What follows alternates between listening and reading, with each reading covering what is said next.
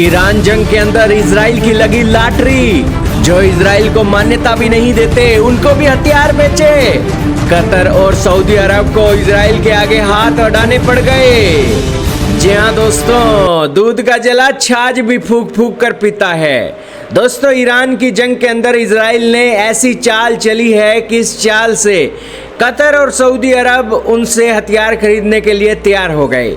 दोस्तों, आपके सामने हार्ट्स इजराइल की न्यूज़ एजेंसी का आर्टिकल चल रहा है, जिसके अंदर कहा जा रहा है कि एडवांस इजरायली सिस्टम कतर और सऊदी अरेबिया के अंदर बेचे गए हैं और डॉक्यूमेंट्स के साथ फोटोग्राफ भी रिवील कर रही हैं। ये बात इजराइल की हार्ट्स न्यूज़ एजेंसी ने एक कवर की है और इसी को देखते हुए टाइम्स ऑफ इजराइल ने भी इस आर्टिकल छापा है और इसी के साथ फर्स्ट पोस्ट भी इसका आर्टिकल छाप रहा है कि किस तरीके से इजराइल को ये देश मान्यता नहीं देते हैं। कहते हैं कि पूरी दुनिया में ये देश है, लेकिन इजराइल कोई देश नहीं है। उनके देश के अंदर इनके नागरिक नहीं जाते हैं, पासपोर्ट वैलिड नहीं होते हैं। लेकिन फिर भी दोस्तों, इस देश से दोस्तों मिलिट्री टेक्नोलॉजी लेने के लिए ये हाथ अड़ा रहे हैं इजराइल के आगे, भले ही डिप्लोमेटिक टाई ना हो।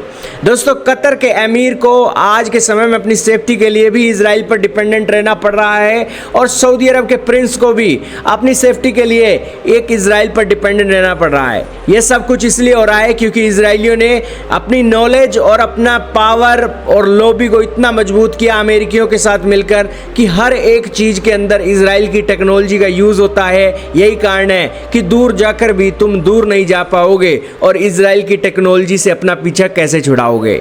यही कारण है कि कतर और सऊदी अरब भले ही इजराइल को मान्यता ना दें, लेकिन इजराइल का हथियार खरीदने के लिए उन्हें एक हाथ अड़ाना ही पड़ेगा। आइए जानते हैं कि क्या मिलिट्री की टेक्नोलॉजी एक ट्रांसफ़र की गई है। दोस्तों, कतर के शाही बेड़े के 3 विमानों में, जिसमें वहां के अमीर शेख तमीम बिन अहमद हमद बिन अल थानी का विमान भी शामिल है, एल्बिट सिस्टम की सी म्यूजिक लेजर आधारित एंटी मिसाइल पोर्ट्स लगाई गई है। यह काम 2020 और 2022 के बीच स्विट्जरलैंड में मेंटेनेंस के दौरान किया गया था। यानी कि कतर को भी अपनी सेफ्टी के लिए चीन पर डिपेंडेंसी नहीं है, रशिया पर नहीं है, अमेरिका पर नहीं है। वो भी इजराइल के एल्बिट सिस्टम से ये लेज़र आधारित एंटी मिसाइल पोर्ट लगा रही हैं और बाकायदा यहाँ पर एक तस्वीर भी शेयर की गई है। ये कतर के शेख हैं और ये इनका विमान है और ये जो नीचे एक सिस्टम लगा हुआ है, ये इजराइल का ही सिस्टम लगा हुआ है। अरे भैया, इतनी वैर विरोध रखने का क्या फ़ायदा जब दोस्तों आपका इजराइल के बिना काम ही नहीं चल रहा है। इतना ही नहीं, इजराइल की रक्षा कंपनियों ने बोइंग के नेतृत्व वाले अंतर्राष्ट्रीय सैन्य कार्यक्रमों के माध्यम से 150 से 250 मिलियन के एक जो सब कॉन्ट्रैक्ट्स हैं वो भी हासिल कर लिए हैं। यानी कि अमेरिका के साथ इतनी पार्टनरशिप है कि अमेरिका को अगर प्रोजेक्ट मिलते हैं तो इजराइल की कंपनियों को भी प्रोजेक्ट मिलते हैं। तो इस मामले में दोस्तों इजरायली आते हैं, काम करके फारिग करके पैसा लेके भाग जाते हैं। तो वही चीज़ें हो रही हैं। लेकिन यहाँ पर ये शेख इनडायरेक्ट वे में इजराइल को भी फ़ायदा पहुँचा रहे हैं और भले ही कुछ भी कहें लेकिन मान्यता ये नहीं देंगे।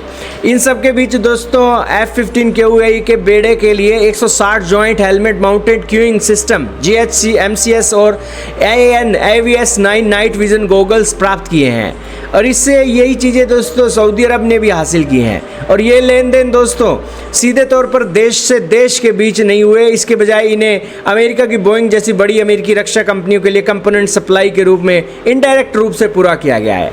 इसके लिए PM बेंजामिन नेतन्याहू और शीर्ष इजरायली नेतृत्व से आधिकारिक मंजूरी ली गई थी। यानी कि इजरायलियों से पूछा गया था कि क्या तुम ये टेक्नोलॉजी इन देशों को दे सकते हो, तो इजराइल ने हाँ किया था, तब जाकर इनको शेखों को ये टेक्नोलॉजी मिली है। तो इससे आप समझ पा रहे होंगे कि दोस्तों सिस्टम क्या चल रहा है और सिचुएशन क्या है। और शेखों को आज अपना हवाई जहाज उड़ाने के लिए इजराइल की टेक्नोलॉजी पर डिपेंडेंट रहना पड़ रहा है। अपनी राय के ज़रा कमेंट सेक्शन में कीजिएगा।